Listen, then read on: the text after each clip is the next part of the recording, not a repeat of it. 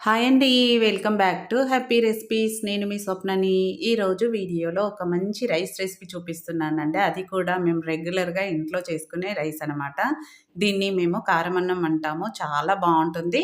అలాగే సింపుల్‌గా కూడా అయిపోతుంది. రాత్రి మిగిలిన అన్నంతో కానీ, వేడి వేడి అన్నంతో కానీ ఒక్కసారి ఇలా ట్రై చేయండి.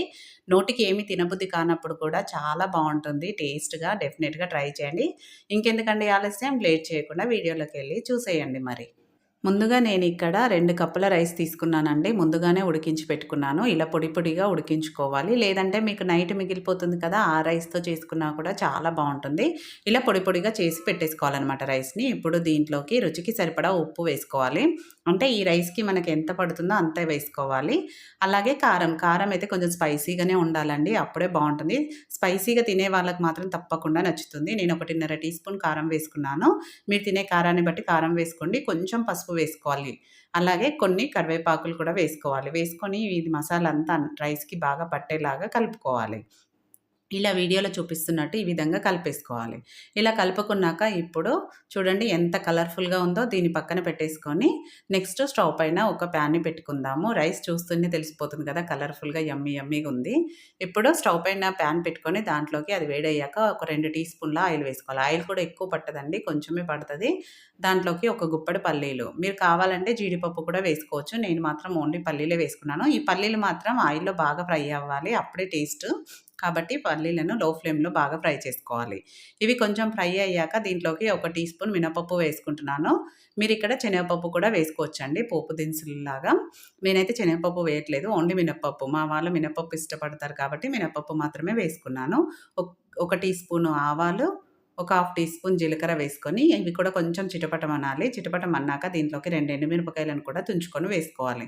మీరు ఇంగువ కూడా వేసుకోవచ్చు. కానీ నేనైతే ఇలా సింపుల్‌గా చేస్తాననమాట. ఏమి వేయకుండా. లాస్ట్‌లో ఒక హాఫ్ టీ స్పూన్ అల్లం వెల్లుల్లి పేస్ట్ వేసేసి ఇది పచ్చివాసన పోయే వరకు లో ఫ్లేమ్‌లో పెట్టి కలుపుకోవాలి. మనకు అల్లం వెల్లుల్లి పేస్ట్ ఇలా వేయడము, ఉప్పు, కారం కలుపుకోవడం వల్ల రైస్‌కి మంచి టేస్ట్ ఒస్తుంది. అలాగే జ్వరం వచ్చినప్పుడు, ఏమి తినబుద్ధి కానప్పుడు కూడా ఇలా చేయడం వల్ల చాలా బావుంటుంది టేస్ట్ అయితే. ఇప్పుడు దీంట్లోకి అది అల్లం వెల్లుల్లి పేస్ట్ పచ్చివాసన పోయాక మనం కలిపి పెట్టుకున్న రైస్ వేసుకొని ఈ రైస్ అంతా ఆయిల్‌లో కలిసేలాగా బాగా కలుపుకోవాలి. మనం పోపు వేసుకున్నాం గదా! ఆ పోపంతా రైస్‌కి పట్టాలనమాట. మీరు కావాలంటే కరివేపాకు ఆయిల్‌లో కూడా కొంచెం వేసుకోండి. ఇష్టం ఉంటే అలా వేసుకున్నా కూడా బావుంటుంది. పచ్చిది మాత్రం కంపల్సరీగా కలుపుకోవాలి.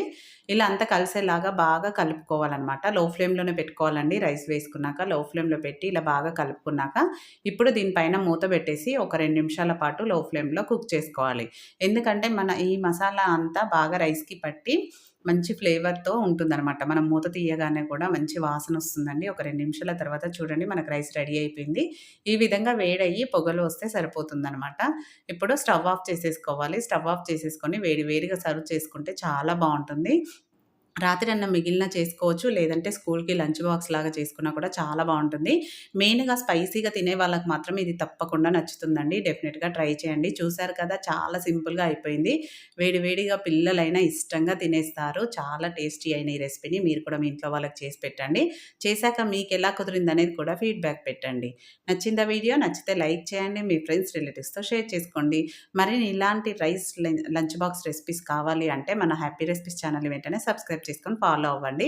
అలాగే హైప్ ఇయ్యడం కూడా అస్సలు మర్చిపోకండి. చాలామంది హైప్ ఇయ్యట్లేదు. Thank you for watching. మరో మంచి వీడియోతో మళ్ళీ మీట్ అవుదాం.